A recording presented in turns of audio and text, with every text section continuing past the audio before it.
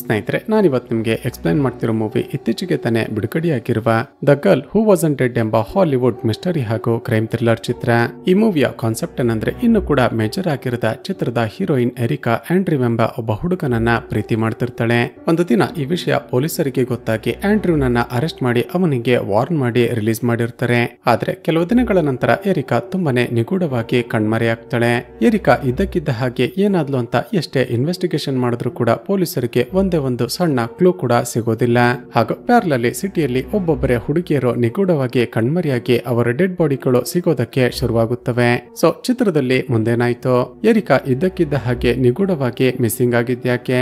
ಸಿಟಿಯಲ್ಲಿ ನಡೆಯುತ್ತಿರುವ ಹುಡುಗಿಯರ ಕೊಲೆಗಳ ಕೇಸ್ಗೂ ಎರಿಕಾಳ ಕೇಸ್ಗೂ ಏನಾದ್ರೂ ಲಿಂಕ್ ಇದೆಯಾ? ಹಾಗೂ ಪೊಲೀಸರು ಈ ಕೇಸ್ಗಳನ್ನ ಇನ್ವೆಸ್ಟಿಗೇಷನ್ ಮಾಡ್ತಾ ಹೋದಾಗ ರಿವೀಲ್ ಆಗುವ ಬ್ಯಾಕ್ ಟು ಬ್ಯಾಕ್ ಟ್ವಿಸ್ಟ್ ಗಳಾದ್ರೂ ಏನೆಂಬುದನ್ನ ಈ ವಿಡಿಯೋದಲ್ಲಿ ನೋಡ್ತಾ ಹೋಗೋಣ. ಚಿತ್ರದ ಮೊದಲ ಸೀನ್ನಲ್ಲಿ ಸಿಟಿಯಿಂದ ತುಂಬಾನೇ ದೂರದಲ್ಲಿರುವ ಒಂದು ಹೋಟೆಲ್ನಲ್ಲಿ ಸ್ಟೇ ಆಗಿರುವ ಚಿತ್ರದ ಹೀರೋಯಿನ್ ಎರಿಕಾಳನ್ನ ನೋಡ್ತೀವಿ. ತಡರಾತ್ರಿ ಎರಿಕಾ ತಾನು ಆರ್ಡರ್ ಮಾಡಿದ ಫುಡ್ ಅನ್ನ ತೆಗೆದುಕೊಳ್ಳೋದಕ್ಕೆ ಅಂತ ರೂಮ್ ನಿಂದ ಹೊರಗಡೆ ಬಂದಿರ್ತಾಳೆ. ಅದೇ ಸಮಯಕ್ಕೆ ರೌಂಡ್ಸ್ಗೆ ಅಂತ ಬಂದಿದ್ದ ಆ ಹೋಟೆಲ್ ನ ಓನರ್ ಎರಿಕಾಳನ್ನ ನೋಡ್ತಾನೆ. ಎರಿಕಾ ರೂಮ್ ಕೊಡುವಾಗ್ಲೇ ಹೇಳಿರ್ಲಿಲ್ವಾ ರಾತ್ರಿ ಹೊತ್ತು ಒಬ್ಬೊಬ್ಬರೇ ರೂಮ್ ನಿಂದ ಹೊರಗಡೆ ಬರೋ ಹಾಗಿಲ್ಲ ಅಂತ. ಈ ಹೋಟೆಲ್ ನ ಸುತ್ತಮುತ್ತ ಏರಿಯಾಗಳಲ್ಲಿ ಕ್ರಿಮಿನಲ್ ಗಳ ಕಾಟ ತುಂಬಾನೇ ಜಾಸ್ತಿ ಇದೆ. ನೆಕ್ಸ್ಟ್ ಟೈಮ್ ಹೊರಗಡೆ ಬರೋ ಹಾಗಿದ್ರೆ ನಿನ್ನ ತಂದೆ ಅಥವಾ ತಾಯಿ ಜೊತೆ ಬರ್ಬೇಕು, ತಕ್ಷಣ ನಿನ್ನ ತಾಯಿ ಬಳಿಗೆ ಹೋಗು ಅಂತ ಹೇಳ್ತಾನೆ. ಸ್ನೇಹಿತರೆ, ಈಗ ನಮಗೆ ಗೊತ್ತಾಗುವ ಒಂದು ವಿಷಯವೇನಂದ್ರೆ, ಎರಿಕಾ ಇನ್ನು ಕೂಡ 16 ವರ್ಷದ ಹುಡುಗಿ. ಆ ಹೋಟೆಲ್ ಓನರ್ಗೆ ತನ್ನ ತಾಯಿಯ ಜೊತೆ ಸ್ಟೇ ಮಾಡೋದಕ್ಕೆ ಬರ್ತಿದ್ದೀನಿ ಅಂತ ಸುಳ್ಳನ್ನ ಹೇಳಿ ತನ್ನ ಬಾಯ್ ಫ್ರೆಂಡ್ ಜೊತೆ ಪರ್ಸನಲ್ ಟೈಮ್ ಅನ್ನ ಸ್ಪೆಂಡ್ ಮಾಡ್ತಿರ್ತಾಳೆ. ತಕ್ಷಣ ರೂಮ್ಗೆ ಹೋಗಿ ತನ್ನ ಬಾಯ್ ಫ್ರೆಂಡ್ ಆಗಿರುವ ಆಂಡ್ರ್ಯೂಗೆ ಹೋಟೆಲ್ ಓನರ್ ಹೇಳಿದ್ದನ್ನ ಎಕ್ಸ್ಪ್ಲೇನ್ ಮಾಡ್ತಾಳೆ. ಯಾವುದಕ್ಕೋ ಇರ್ಲಿ ಅಂತ ಆ ಹೋಟೆಲ್ ಓನರ್ ಪೊಲೀಸರಿಗೆ ಇನ್ಫಾರ್ಮ್ ಮಾಡಿದ ತಕ್ಷಣ ಅವರು ಆ ಹೋಟೆಲ್ಗೆ ಬರ್ತಾರೆ. ರೂಮ್ ನ ಒಳಗಡೆ ಹೋಗಿ ನೋಡಿದ್ರೆ ಇನ್ನು ಕೂಡ ಮೈನರ್ ಆಗಿರುವ ಎರಿಕಾ ಬಾಯ್ ಫ್ರೆಂಡ್ ಜೊತೆ ಸ್ಟೇ ಮಾಡಿರೋದು ಗೊತ್ತಾಗಿ ತಕ್ಷಣ ಅವನನ್ನ ಅರೆಸ್ಟ್ ಮಾಡ್ತಾರೆ. ಸ್ನೇಹಿತರೆ, ಅಮೆರಿಕದ ಕಾನೂನಿನ ಪ್ರಕಾರ ಇನ್ನು ಕೂಡ ಮೈನರ್ ಆಗಿರುವ ಹುಡುಗಿಯ ಜೊತೆ ಯಾರಾದ್ರೂ ರಿಲೇಶನ್ಶಿಪ್ ಅನ್ನ ಬೆಳೆಸಿದ್ರೆ ಅಥವಾ ಅವರ ಜೊತೆ ಸುತ್ತಾಡೋದು ಅಥವಾ ಸ್ಟೇ ಮಾಡೋದೇನಾದ್ರೂ ಮಾಡಿದ್ರೆ ಆ ಹುಡುಗನನ್ನ ಅಥವಾ ಆ ವ್ಯಕ್ತಿಯನ್ನ ಅರೆಸ್ಟ್ ಮಾಡ್ತಾರೆ. ತನ್ನ ಬಾಯ್ ಫ್ರೆಂಡ್ ಅನ್ನ ಅರೆಸ್ಟ್ ಮಾಡ್ತಿರೋದನ್ನ ನೋಡಿದ ಎರಿಕಾ ತಕ್ಷಣ ಪೊಲೀಸರ ಬಳಿ ಹೋಗಿ ಬೇಡಿಕೊಳ್ತಾಳೆ. ನಾವಿಬ್ಬರು ಒಬ್ಬರನ್ನೊಬ್ಬರು ಪ್ರೀತಿ ಮಾಡ್ತಿದ್ದೀವಿ, ದಯವಿಟ್ಟು ಆಂಡ್ರ್ಯೂನನ್ನ ಅರೆಸ್ಟ್ ಮಾಡಬೇಡಿ. ಆಂಡ್ರ್ಯೂ ನನ್ನನ್ನ ಫೋರ್ಸ್ ಮಾಡಿ ಕರೆದುಕೊಂಡು ಬಂದಿಲ್ಲ, ನಾನೇ ಅವನ ಜೊತೆ ಬಂದಿದ್ದು ಅಂತ ಎಕ್ಸ್ಪ್ಲೇನ್ ಮಾಡ್ತಾಳೆ. ಆದ್ರೆ ಪೊಲೀಸರು ಮಾತ್ರ ಈಕೆ ಮಾತುಗಳನ್ನ ಇಗ್ನೋರ್ ಮಾಡಿ ಆಂಡ್ರ್ಯೂನನ್ನ ಅರೆಸ್ಟ್ ಮಾಡ್ತಾರೆ. ಮತ್ತೊಂದು ಕಡೆ ಎರಿಕಾಳ ತಾಯಿಯಾಗಿರುವ ಕ್ಯಾರಿಯನ್ನ ನೋಡ್ತೀವಿ. ತನ್ನ ಮಗಳು ಇಷ್ಟೊತ್ತಾದ್ರೂ ಮನೆಗೆ ವಾಪಸ್ ಬರ್ಲಿಲ್ವಲ್ಲ ಅಂತ ಕ್ಯಾರಿ ಕೂಡ ತುಂಬಾನೇ ಟೆನ್ಷನ್ ಆಗಿರ್ತಾಳೆ. ಸ್ವಲ್ಪ ಸಮಯದ ನಂತರ ಎರಿಕಾಳನ್ನ ಕಸ್ಟಡಿಗೆ ತೆಗೆದುಕೊಂಡಿದ್ದ ಪೊಲೀಸರು ಮನೆಗೆ ಕರೆದುಕೊಂಡು ಬರ್ತಾರೆ. ಸ್ನೇಹಿತರೆ, ಈಗ ರಿವೀಲ್ ಆಗುವ ವಿಷಯವೇನೆಂದ್ರೆ, ಎರಿಕಾ ಮನೆ ಬಿಟ್ಟು ಹೋಗಿ ಆಗಲೇ 2 ದಿನಗಳು ಕಳೆದೋಗಿರುತ್ತವೆ. ಅದನ್ನ ಕೇಳಿ ಅಲ್ಲಿದ್ದ ಲೇಡಿ ಆಫೀಸರ್ ಶಾಕ್ ಆಗಿ ನಿನ್ನ ಮಗಳು ಆಂಡ್ರ್ಯೂ ಎಂಬ ಹುಡುಗನ ಜೊತೆ ಸ್ಟೇ ಮಾಡಿದ್ಲು ಅಂತ ಎಲ್ಲವನ್ನ ಹೇಳಿಬಿಡ್ತಾಳೆ. ಸ್ನೇಹಿತರೆ, ಈಗ ಗೊತ್ತಾಗುವ ಮತ್ತೊಂದು ವಿಷಯವೇನೆಂದ್ರೆ, ತನ್ನ ಮಗಳು ಎರಿಕಾಳ ಹಿಂದೆ ಬೀಳ್ಬೇಡ ಅಂತ ಆಂಡ್ರ್ಯೂಗೆ ಕ್ಯಾರಿ ಆಗಲೇ ವಾರ್ನ್ ಮಾಡಿರ್ತಾಳೆ. ಅಷ್ಟೆಲ್ಲ ವಾರ್ನ್ ಮಾಡಿದ್ರು ಕೂಡ ಆಂಡ್ರ್ಯೂ ಹಾಗೂ ಎರಿಕಾ ಇಬ್ಬರು ರಿಲೇಶನ್ಶಿಪ್ ನಲ್ಲಿರ್ತಾರೆ. ಇಲ್ಲಿಗೆ ಸೀನ್ ಕಟ್ಟಾಗಿ ಮರುದಿನ ಬೆಳಿಗ್ಗೆ ತನ್ನ ಬಾಯ್ ಫ್ರೆಂಡ್ ಅರೆಸ್ಟ್ ಆಗಿರೋದ್ರಿಂದ ಈಗಲೂ ಕೂಡ ಎರಿಕಾ ತುಂಬಾನೇ ಟೆನ್ಷನ್ ನಲ್ಲಿರ್ತಾಳೆ. ಕ್ಯಾರಿ ತನ್ನ ಮಗಳಿಗೆ ಎಷ್ಟೇ ಅರ್ಥ ಮಾಡಿಸೋದಕ್ಕೆ ಪ್ರಯತ್ನ ಪಟ್ಟರು ಕೂಡ ಆಕೆ ಮೇಲೆನೆ ವಾಪಸ್ ರೇಗಿ ಬಿಡ್ತಾಳೆ. ನೀನೆ ನಿನ್ನ ಮೊದಲ ಗಂಡನಿಗೆ ಡಿವೋರ್ಸ್ ಕೊಟ್ಟು ಈಗ 2ನೇ ಮದುವೆ ಆಗಿದ್ಯಾ, ಪ್ರೀತಿ ಬಗ್ಗೆ ನೀನು ನನಗೆ ಹೇಳಿಕೊಡೋದಕ್ಕೆ ಬರ್ತಿದ್ಯಾ? ತನ್ನ ಮಗಳ ಮಾತುಗಳನ್ನ ಕೇಳಿದ ಕ್ಯಾರಿಗೆ ತುಂಬಾನೇ ದುಃಖ ಆಗುತ್ತೆ. ಹೀಗೆ ಬಿಟ್ರೆ ಎರಿಕಾ ಏನಾದ್ರೂ ಹೆಚ್ಚು ಕಡಿಮೆ ಮಾಡಿಕೊಳ್ಬಹುದು ಅಂತ ತಕ್ಷಣ ಆಕೆಯನ್ನ ಕರೆದುಕೊಂಡು ಸೈಕಿಯಾಟ್ರಿಸ್ಟ್ ಡಾಕ್ಟರ್ ಬಳಿಗೆ ಹೋಗ್ತಾಳೆ. ತಮ್ಮಿಬ್ಬರ ರಿಲೇಶನ್ಶಿಪ್ ಬಗ್ಗೆ ಕೇಳಿದಾಗ ಎರಿಕಾ ಡಾಕ್ಟರ್ಗೂ ಕೂಡ ಅದನ್ನೇ ಹೇಳ್ತಾಳೆ. ಡಾಕ್ಟರ್, ನಾವಿಬ್ಬರು ಒಬ್ಬರನ್ನೊಬ್ಬರು ತುಂಬಾನೇ ಪ್ರೀತಿ ಮಾಡ್ತಿದ್ದೀವಿ, ನನಗೆ ಆಂಡ್ರ್ಯೂನನ್ನ ಬಿಟ್ಟಿರೋದಕ್ಕೆ ಸಾಧ್ಯವಾಗೋದಿಲ್ಲ. ಆಂಡ್ರ್ಯೂ ನನ್ನ ಜೊತೆ ಇಲ್ಲ ಅಂದ್ರೆ ತುಂಬಾನೇ ಇರಿಟೇಟ್ ಆಗ್ತಿದೆ ಅಂತ ಹೇಳ್ತಾಳೆ. ಎರಿಕಾಳ ಪರಿಸ್ಥಿತಿಯನ್ನ ಅರ್ಥ ಮಾಡಿಕೊಂಡ ಡಾಕ್ಟರ್ ಆಕೆಗೆ ಟ್ರೀಟ್ಮೆಂಟ್ ಅನ್ನ ಸ್ಟಾರ್ಟ್ ಮಾಡಿ ಒಂದಷ್ಟು ಮೆಡಿಸಿನ್ ಗಳನ್ನ ಬರೆದು ಕೊಡ್ತಾಳೆ. ಇಲ್ಲಿಗೆ ಸೀನ್ ಕಟ್ಟಾಗಿ ಮರುದಿನ ಬೆಳಿಗ್ಗೆ ಎರಿಕಾ ಸ್ಕೂಲ್ಗೆ ಹೋಗಿದ್ದಾಗ ಆಕೆ ಬೆಸ್ಟ್ ಫ್ರೆಂಡ್ ಆಗಿರುವ ಲಯಮ್ ಎಂಬ ಹುಡುಗನನ್ನ ನೋಡ್ತೀವಿ. ಲಯಮ್ ಕೂಡ ಆಕೆಗೆ ಬುದ್ಧಿ ಹೇಳಿ ಅರ್ಥ ಮಾಡಿಸೋದಕ್ಕೆ ಪ್ರಯತ್ನ ಪಡ್ತಾನೆ. ಆದ್ರೆ ತನ್ನ ಬಾಯ್ ಫ್ರೆಂಡ್ ಬಗ್ಗೆ ಯಾರು ಏನೇ ಹೇಳಿದ್ರು ಕೂಡ ಎರಿಕಾ ಮಾತ್ರ ಕೇಳೋದಕ್ಕೇನೆ ರೆಡಿ ಇರೋದಿಲ್ಲ. ಅದೇ ಕೋಪದಲ್ಲಿ ಕ್ಲಾಸಸ್ ಅನ್ನ ಕೂಡ ಅಟೆಂಡ್ ಮಾಡದೆ ಅಲ್ಲಿಂದ ಹೊರಟು ಹೋಗ್ತಾಳೆ. ನಂತರದ ಸೀನ್ನಲ್ಲಿ ಆಂಡ್ರ್ಯೂ ಹಾಗೂ ಎರಿಕಾ ಒಂದು ಜಾಗದಲ್ಲಿ ಮೀಟ್ ಆಗಿರೋದನ್ನ ನೋಡ್ತೀವಿ. ಎರಿಕಾ, ನೀನಿನ್ನು ಕೂಡ ಮೈನರ್ ಆಗಿರೋ ಕಾರಣ ನಿನ್ನ ಜೊತೆ ರಿಲೇಶನ್ಶಿಪ್ ನಲ್ಲಿ ಇರೋ ಹಾಗಿಲ್ಲ ಅಂತ ಪೊಲೀಸರು ವಾರ್ನ್ ಮಾಡಿದ್ದಾರೆ. ಇನ್ನೊಮ್ಮೆ ನಿನ್ನ ಜೊತೆ ಮಾತನಾಡೋದಾಗ್ಲಿ ಮೀಟ್ ಮಾಡೋದಾಗ್ಲಿ ಮಾಡಿದ್ರೆ ನನ್ನನ್ನ ಅರೆಸ್ಟ್ ಮಾಡಿ ಜೈಲಿಗೆ ಹಾಕ್ತಾರಂತೆ. ಸೊ ನಾವಿಬ್ರು ಬ್ರೇಕಪ್ ಮಾಡಿಕೊಳ್ಳೋದೆ ಒಳ್ಳೇದು ಅಂತ ಹೇಳ್ತಾನೆ. ಆಂಡ್ರ್ಯೂ ಬ್ರೇಕಪ್ ಮಾಡಿಕೊಳ್ಳೋಣ ಅಂತ ಹೇಳ್ತಿದ್ದ ಹಾಕಿನೇ ಎರಿಕಾ ತುಂಬಾನೇ ಅಳುತ್ತಾ ಅಲ್ಲಿಂದ ಹೊರಟು ಹೋಗ್ತಾಳೆ. ಎರಿಕಾ ಮನೆಗೆ ಹೋದಾಗ ಕ್ಯಾರಿಯ ಮೊದಲ ಗಂಡ ಅಂದ್ರೆ ಎರಿಕಾಳ ತಂದೆ ಬಂದಿರ್ತಾರೆ. ಹೇಳ್ತಿರ್ತಾನೆ. ಆತ ಕೂಡ ತನ್ನ ಮಗಳಿಗೆ ಎರಿಕಾ, ನೀನಿನ್ನು ಕೂಡ ಮೈನರ್, ನಮ್ಮ ಮಾತನ್ನ ಕೇಳು, ಈಗಲೇ ಪ್ರೀತಿ ಪ್ರೇಮ ಅಂತ ನಿನ್ನ ಭವಿಷ್ಯವನ್ನ ಹಾಳು ಮಾಡಿಕೊಳ್ಬೇಡ ಅಂತ ಬುದ್ಧಿ ಹೇಳೋದಕ್ಕೆ ಪ್ರಯತ್ನ ಪಡ್ತಾನೆ. ಆದ್ರೆ ಎರಿಕಾ ಮಾತ್ರ ಯಾರ ಮಾತನ್ನು ಕೂಡ ಕೇಳುವ ಪರಿಸ್ಥಿತಿಯಲ್ಲೇ ಇರೋದಿಲ್ಲ. ಆ ದಿನ ರಾತ್ರಿ ಎರಿಕಾ ರೂಮ್ ನಲ್ಲಿ ಒಬ್ಬಳೇ ಇದ್ದಾಗ ಕ್ಯಾರಿ ಹೋಗಿ ಆಕೆಗೆ ಸಮಾಧಾನ ಮಾಡೋದಕ್ಕೆ ಪ್ರಯತ್ನ ಪಡ್ತಾಳೆ. ಎರಿಕಾ ಅಳುತ್ತಾ ಬೆಳಿಗ್ಗೆ ಸ್ಕೂಲ್ ನಲ್ಲಿ ಕ್ಲಾಸಸ್ ಅನ್ನ ಅಟೆಂಡ್ ಮಾಡದೆ ಆಂಡ್ರೂನನ್ನ ಮೀಟ್ ಆದೆ. ಆತ ನಮ್ಮಿಬ್ಬರ ರಿಲೇಶನ್ಶಿಪ್ ಕಂಟಿನ್ಯೂ ಮಾಡೋದಕ್ಕೆ ಸಾಧ್ಯ ಇಲ್ಲ, ನಾವಿಬ್ಬರು ಬ್ರೇಕಪ್ ಮಾಡಿಕೊಳ್ಳೋಣ ಅಂತ ಹೇಳ್ದ ಅಂತ ಎಲ್ಲವನ್ನ ಅಳುತ್ತಾ ಎಕ್ಸ್ಪ್ಲೇನ್ ಮಾಡ್ತಾಳೆ. ಕ್ಯಾರಿ ಆಗೋದೆಲ್ಲ ಒಳ್ಳೇದಕ್ಕೆ ಅಂತ ತನ್ನ ಮಗಳಿಗೆ ಸಮಾಧಾನ ಮಾಡಿ ಮಲಗಿಸಿ ಹೊರಗಡೆ ಬರ್ತಾಳೆ. ಇಲ್ಲಿಗೆ ಸೀನ್ ಕಟ್ಟಾಕಿ ಒಂದು ತಿಂಗಳ ನಂತರ ಎರಿಕಾ ನಿಧಾನಕ್ಕೆ ಡಿಪ್ರೆಷನ್ ಇಂದ ಹೊರಗಡೆ ಬರೋದಕ್ಕೆ ಶುರು ಮಾಡಿರ್ತಾಳೆ. ಆಕೆ ತನ್ನ ತಾಯಿ ಹಾಗೂ ತಮ್ಮನ ಜೊತೆ ತುಂಬಾನೇ ಖುಷಿಯಾಗಿ ಮಾತನಾಡ್ತಾ ನಾರ್ಮಲ್ ಜೀವನವನ್ನ ನಡೆಸೋದಕ್ಕೆ ಶುರು ಮಾಡ್ತಾಳೆ. ಒಂದು ದಿನ ಕ್ಯಾರಿ ಎರಿಕಾಳನ್ನ ಕರೆದುಕೊಂಡು ಹೋಗಿ ಸ್ಕೂಲ್ಗೆ ಡ್ರಾಪ್ ಮಾಡ್ತಾಳೆ. ನಂತರ ಆ ದಿನ ಮಧ್ಯಾಹ್ನ ಲಂಚ್ ಬ್ರೇಕ್ ನಲ್ಲಿ ಎರಿಕಾ ತನ್ನ ಫ್ರೆಂಡ್ ಆಗಿರುವ ಲಯಂ ಜೊತೆ ಮಾತನಾಡ್ತಾ ಕೂತಿರ್ತಾಳೆ. ಲಯಂ ತಮಾಷೆ ಮಾಡ್ತಾ, ನೀನು ನಿನ್ನ ಬಾಯ್ ಫ್ರೆಂಡ್ ಜೊತೆ ಬ್ರೇಕಪ್ ಮಾಡಿಕೊಂಡಿದ್ದೆ, ಒಳ್ಳೇದಾಯ್ತು. ಆಂಡ್ರೂ ತುಂಬಾನೇ ಕೆಟ್ಟ ಹುಡುಗ, ಚಾನ್ಸ್ ಸಿಕ್ಕರೆ ನಾನೇ ಅವನನ್ನ ಕೊಲೆ ಮಾಡಿಬಿಡ್ತಿದ್ದೆ ಅಂತ ಹೇಳಿಬಿಡ್ತಾನೆ. ಇವನ ಮಾತುಗಳನ್ನ ಕೇಳಿ ಸಿಟ್ಟಾದ ಎರಿಕಾ ತಕ್ಷಣ ಅಲ್ಲಿಂದ ಹೊರಟು ಹೋಗ್ತಾಳೆ. ಆದ್ರೆ ಲಯಂ ಹೇಳಿದ್ದನ್ನ ಅಲ್ಲೇ ಇದ್ದ ಒಬ್ಬ ಹುಡುಗ ಕೇಳಿಸಿಕೊಳ್ತಾನೆ. ಇಲ್ಲಿಗೆ ಸೀನ್ ಕಟ್ಟಾಗಿ ಆ ದಿನ ರಾತ್ರಿ ಆದ್ರೂ ಕೂಡ ಎರಿಕಾ ಮನೆಗೆ ಹೋಗೇ ಇರೋದಿಲ್ಲ. ಮತ್ತೆ ಟೆನ್ಷನ್ ಆದ ಕ್ಯಾರಿ ತನ್ನ ಮಗಳು ಎಲ್ಲಿಗೆ ಹೋದ್ಲು ಅಂತ ಆಕೆ ಎಲ್ಲ ಫ್ರೆಂಡ್ಸ್ ಗಳಿಗೆ ಕಾಲ್ ಮಾಡಿ ವಿಚಾರಿಸ್ತಿರ್ತಾಳೆ. ಹೀಗೆ ಟೆನ್ಷನ್ ಆಗಿ ಕೂತಿರುವಾಗ್ಲೇ ಆ ದಿನದ ಪೇಪರ್ ನಲ್ಲಿ ಆನಾ ಎಂಬ ಒಬ್ಬಳು ಹುಡುಗಿ ಮಿಸ್ಸಿಂಗ್ ಆಗಿದ್ದಾಳೆ ಅಂತ ನ್ಯೂಸ್ ಪಬ್ಲಿಷ್ ಆಗಿರುತ್ತೆ. ಹೀಗೆ ಕ್ಯಾರಿ ತನ್ನ ಮಗಳಿಗೋಸ್ಕರ ಕಾಯ್ತಾ ಬೆಳಿಗ್ಗೆ ಆಗುತ್ತೆ. ಆದ್ರೆ ಈಗಲೂ ಕೂಡ ಎರಿಕಾ ಮನೆಗೆ ವಾಪಸ್ ಬಂದೇ ಇರೋದಿಲ್ಲ. ಮತ್ತಷ್ಟು ಹೆದರಿಕೊಂಡ ಕ್ಯಾರಿ ತಕ್ಷಣವೇ ಪೊಲೀಸರಿಗೆ ಫೋನ್ ಮಾಡಿ ಈ ವಿಷಯವನ್ನ ಇನ್ಫಾರ್ಮ್ ಮಾಡ್ತಾಳೆ. ಈ ವಿಷಯ ಗೊತ್ತಾಗ್ತಿದ್ದ ಹಾಗೇನೆ ಒಬ್ಬಳು ಲೇಡಿ ಡಿಟೆಕ್ಟಿವ್ ಈ ಕೇಸ್ ಅನ್ನ ಇನ್ವೆಸ್ಟಿಗೇಟ್ ಮಾಡೋದಕ್ಕೆ ಶುರು ಮಾಡ್ತಾಳೆ. ಈಗ ಎರಿಕಾಳ ಕೇಸ್ ನಲ್ಲಿ ಮೊದಲ ಸಸ್ಪೆಕ್ಟ್ ಆಗಿರುವ ಆಂಡ್ರೂನ ಮನೆಗೆ ಹೋಗ್ತಾರೆ. ಒಂದು ವೇಳೆ ಎರಿಕಾ ಏನಾದ್ರೂ ಆಂಡ್ರೂನ ಮನೆಯಲ್ಲಿ ಇರ್ಬೋದಾ ಅಂತ ಎಲ್ಲ ಕಡೆ ಹುಡುಕ್ತಾರೆ. ಆದ್ರೆ ಅಲ್ಲಿ ಪೊಲೀಸರಿಗೆ ಎರಿಕಾ ಆಗ್ಲಿ ಆಕೆ ಯಾವುದೇ ವಸ್ತುಗಳಾಗ್ಲಿ ಸಿಗೋದಿಲ್ಲ. ಡಿಟೆಕ್ಟಿವ್ ಆಂಡ್ರೂಗೆ ಹೆದರಿಸಿ ಎರಿಕಾ ಈಗ ಎಲ್ಲಿದ್ದಾಳೆ ಅಂತ ವಿಚಾರಿಸ್ತಾಳೆ. ಅದಕ್ಕೆ ಆಂಡ್ರೂ ಹೆದರಿಕೊಳ್ತಾಳೆ, ಮೇಡಮ್ ಎರಿಕಾ ಏನಾದ್ಲು ಅಂತ ನಿಜವಾಗಿಯೂ ನನ್ಗೆ ಗೊತ್ತಿಲ್ಲ. ಪೊಲೀಸರು ನನ್ನನ್ನ ಅರೆಸ್ಟ್ ಮಾಡಿದ ನಂತರ ಒಂದೇ ಒಂದು ಸಾರಿ ಆಕೆನೆ ಬಂದು ನನ್ನನ್ನ ಮೀಟ್ ಮಾಡಿದ್ಲು. ನಮ್ಮಿಬ್ಬರ ರಿಲೇಶನ್ಶಿಪ್ ಕಂಟಿನ್ಯೂ ಆದ್ರೆ ಪೊಲೀಸರು ನನ್ನನ್ನ ಅರೆಸ್ಟ್ ಮಾಡ್ತಾರೆ ಅಂತ ಹೆದರಿಕೊಂಡು ನಾನೇ ಬ್ರೇಕಪ್ ಮಾಡಿಕೊಂಡೆ. ಮೇಡಮ್ ನಾನು ಹಾಗೂ ಎರಿಕಾ ಮೀಟ್ ಮಾಡಿನೇ ಒಂದು ತಿಂಗಳಾಯ್ತು ಅಂತ ಹೇಳ್ತೇನೆ. ನಂತರ ಪೊಲೀಸರು ಎರಿಕಾ ಓದುತ್ತಿದ್ದ ಸ್ಕೂಲ್ ಬಳಿ ಹಾಗೂ ಆಕೆ ಎಲ್ಲ ಫ್ರೆಂಡ್ಸ್ ಗಳನ್ನ ಕೂಡ ಎನ್ಕ್ವೈರಿ ಮಾಡ್ತಾರೆ. ಆದ್ರೆ ಎರಿಕಾ ಎಲ್ಲಿಗೆ ಹೋದ್ಲು ಏನಾದ್ಲು ಅಂತ ಯಾರಿಗೂ ಕೂಡ ಗೊತ್ತೇ ಇರೋದಿಲ್ಲ. ಇಲ್ಲಿಗೆ ಸೀನ್ ಕಟ್ಟಾಗಿ ನಂತರದ ಸೀನ್ ನಲ್ಲಿ ಎರಿಕಾ ಮಿಸ್ಸಿಂಗ್ ಆಗಿ ಸುಮಾರು 3 ತಿಂಗಳು ಕಳೆದು ಹೋಗಿರುತ್ತವೆ. ಈಗಲೂ ಕೂಡ ಪೊಲೀಸರಿಗೆ ಎರಿಕಾ ಏನಾದ್ಲು ಅಂತ ಒಂದೇ ಒಂದು ಸಣ್ಣ ಇನ್ಫಾರ್ಮೇಶನ್ ಕೂಡ ಸಿಗ್ತಿರೋದಿಲ್ಲ. ಈಗ ಕ್ಯಾರಿಗೆ ಆ ದಿನ ಎರಿಕಾ ತನ್ನ ಬಾಯ್ ಫ್ರೆಂಡ್ ಜೊತೆ ಒಂದು ಹೋಟೆಲ್ ನಲ್ಲಿ ಸ್ಟೇ ಮಾಡಿದ್ಲಲ್ವಾ. ತಕ್ಷಣ ಅಲ್ಲಿಗೆ ಹೋಗಿ ಎನ್ಕ್ವೈರಿ ಮಾಡಿದಾಗ ಆ ಹೋಟೆಲ್ ಓನರ್ ಹೇಳೋದೇನಂದ್ರೆ, ಮೇಡಮ್ ಆ ದಿನ ರಾತ್ರಿ ಪೊಲೀಸರು ಹೋಟೆಲ್ಗೆ ಬಂದು ಅವರಿಬ್ಬರನ್ನ ಅರೆಸ್ಟ್ ಮಾಡಿದಾಗ್ಲೇ ಕೊನೆಯದಾಗಿ ನಿಮ್ಮ ಮಗಳನ್ನ ನೋಡಿದ್ದು. ಪೊಲೀಸರು ಕಸ್ಟಡಿಯಿಂದ ರಿಲೀಸ್ ಮಾಡಿದ ನಂತರ ಆಂಡ್ರೂ ಮಾತ್ರ ವಾಪಸ್ ಬಂದು ತನ್ನ ವಸ್ತುಗಳನ್ನ ತೆಗೆದುಕೊಂಡು ಹೋಗಿದ್ದ. ಆವತ್ತೇ ಲಾಸ್ಟ್ ಅವರಿಬ್ಬರನ್ನ ಮತ್ತೆ ನಾನು ನೋಡೇ ಇಲ್ಲ ಅಂತ ಹೇಳ್ತಾನೆ. ಹೀಗೆ ದಿನೇ ದಿನೇ ಕ್ಯಾರಿಗೆ ತನ್ನ ಮಗಳು ಬದುಕಿದ್ದಾಳೋ ಸತ್ತಿದ್ದಾಳೋ ಅಂತ ಮತ್ತಷ್ಟು ಭಯ ಆಗೋದಕ್ಕೆ ಶುರುವಾಗುತ್ತೆ. ಸಿಟಿಯಲ್ಲಿ ಎಲ್ಲಾ ಕಡೆ ಎರಿಕಾ ಕಾಣೆಯಾಗಿದ್ದಾಳೆ ಅಂತ ಪಾಂಪ್ಲೆಟ್ ಗಳನ್ನ ಅಂಟಿಸೋದಕ್ಕೆ ಶುರು ಮಾಡ್ತಾಳೆ. ಹೀಗೆ ಸುಮಾರು 6 ತಿಂಗಳು ಕಳೆದ್ರೂ ಕೂಡ ಪೊಲೀಸರಿಗೆ ಎರಿಕಾಳ ಕೇಸ್ ನಲ್ಲಿ ಯಾವುದೇ ಪ್ರೋಗ್ರೆಸ್ ಆಗ್ತಿರೋದಿಲ್ಲ. ದಿನೇ ದಿನೇ ಕ್ಯಾರಿಗೆ ತನ್ನ ಮಗಳು ಬದುಕಿದ್ದಾಳೆ ಅನ್ನೋ ನಂಬಿಕೆನೆ ಕಡಿಮೆ ಆಗೋದಕ್ಕೆ ಶುರುವಾಗುತ್ತೆ.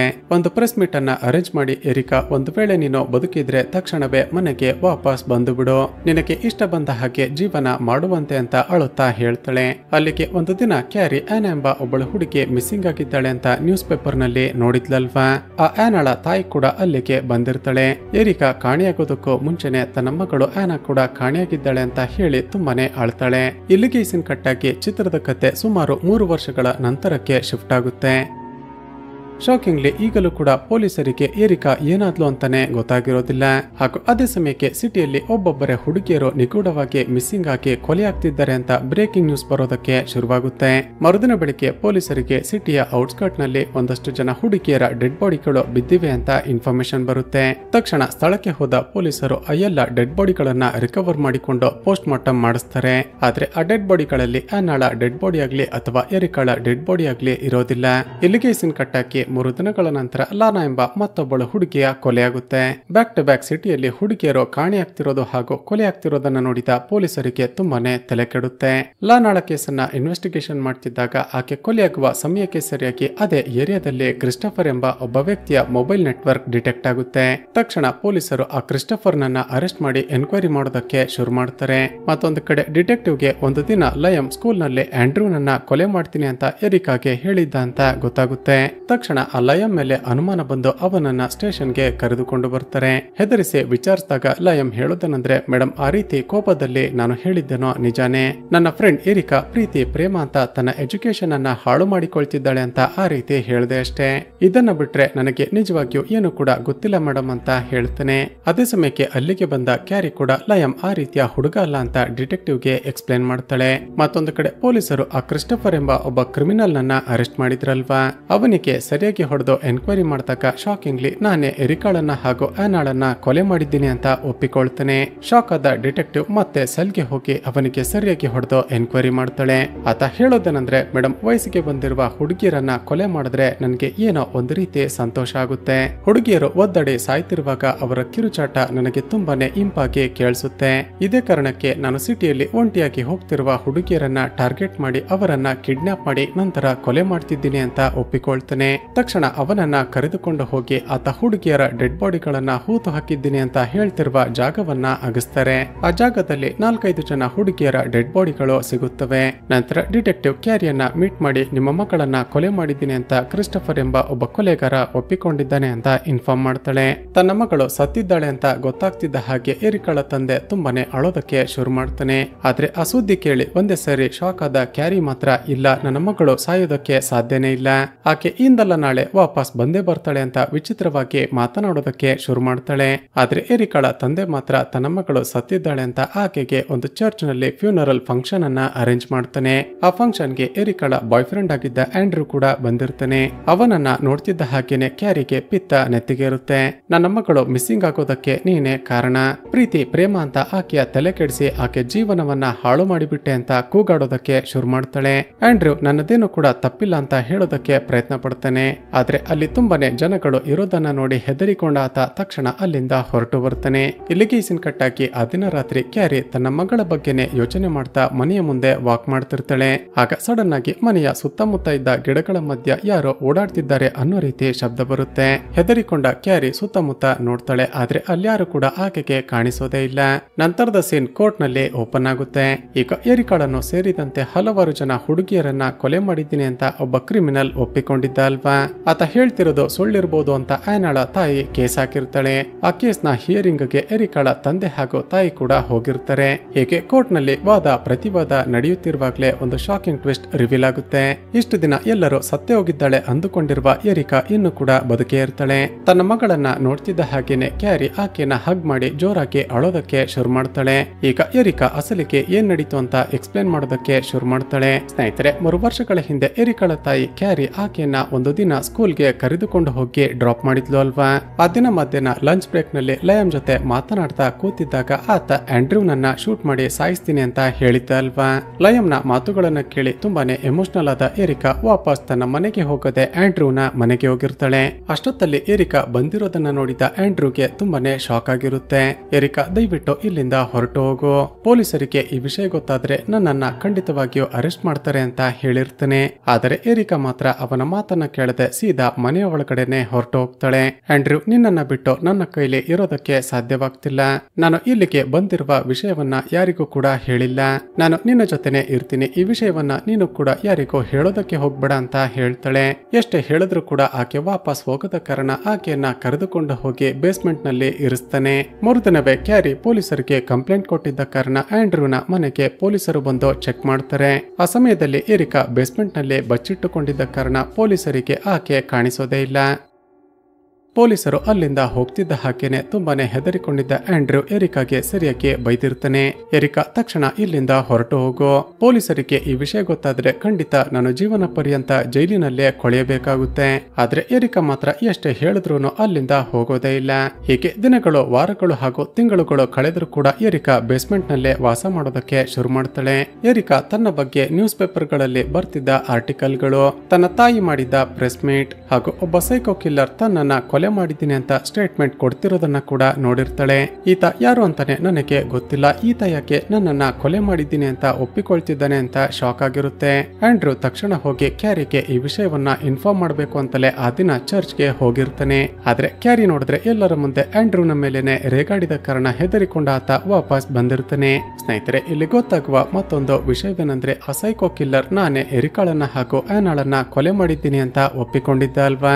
ಆ ರೀತಿ ನ್ಯೂಸ್ ಪಬ್ಲಿಷ್ ಆದ್ರೆ ಎಲ್ಲರೂ ನನ್ನನ್ನ ನೋಡಿ ಹೆದರಿಕೊಳ್ತಾರೆ, ನಾನು ಮತ್ತಷ್ಟು ಫೇಮಸ್ ಆಗ್ತೀನಿ ಅಂತ ಆ ರೀತಿ ಮಾಡಿರ್ತಾನೆ. ಹೀಗಿರುವಾಗ್ಲೇ ಒಂದು ದಿನ ಕುಡಿದ ನಶೆಯಲ್ಲಿ ಆಂಡ್ರೂ ತನ್ನ ಫ್ರೆಂಡ್ಗೆ ಎರಿಕಾ ತನ್ನ ಮನೆಯಲ್ಲೇ ಇದ್ದಾಳೆ ಅಂತ ಹೇಳಿಬಿಟ್ಟಿರ್ತಾನೆ.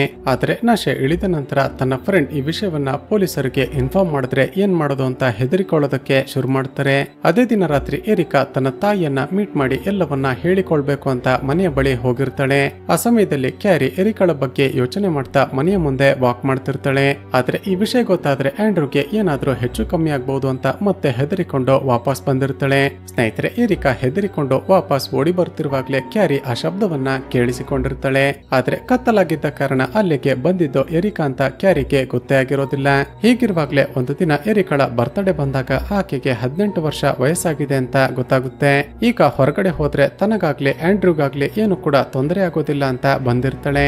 ಈಗ ಎರಿಕಾಳ ಕೇಸನ್ನ ಅರ್ಥ ಮಾಡಿಕೊಂಡ ಜಡ್ಜ್ ಆಂಡ್ರೂಗೆ ಕೇವಲ 6 ತಿಂಗಳ ಜೈಲು ಶಿಕ್ಷೆಯನ್ನ ಕೊಡ್ತಾರೆ. ಚಿತ್ರದ ಎಂಡ್ಸಿನಲ್ಲಿ ಆಂಡ್ರೂ ಜೈಲಿನಿಂದ ಬಿಡುಗಡೆಯಾಗಿ ಹೊರಗಡೆ ಬಂದ ನಂತರ ಇಬ್ಬರು ಮದುವೆ ಆಗ್ತಾರೆ ಹಾಗೂ ಇಲ್ಲಿಗೆ ಈ ಚಿತ್ರ ಮುಕ್ತಾಯವಾಗುತ್ತೆ. ಸ್ನೇಹಿತರೆ, ಚಿತ್ರದ ಕತೆ ಇಷ್ಟವಾಗಿದ್ರೆ ಈ ವಿಡಿಯೋಗೆ ಒಂದು ಲೈಕ್ ಮಾಡಿ ಶೇರ್ ಮಾಡೋದನ್ನ ಮರೆಯಬೇಡಿ. ಇದೇ ರೀತಿಯ ವಿಡಿಯೋಸ್ಗಾಗಿ ಈ ಚಾನಲ್ ಅನ್ನ ಸಬ್ಸ್ಕ್ರೈಬ್ ಮಾಡಿಕೊಂಡು ಪಕ್ಕದಲ್ಲೇ ಇರುವ ಬೆಲ್ ಐಕಾನ್ ಅನ್ನ ಕ್ಲಿಕ್ ಮಾಡಿ.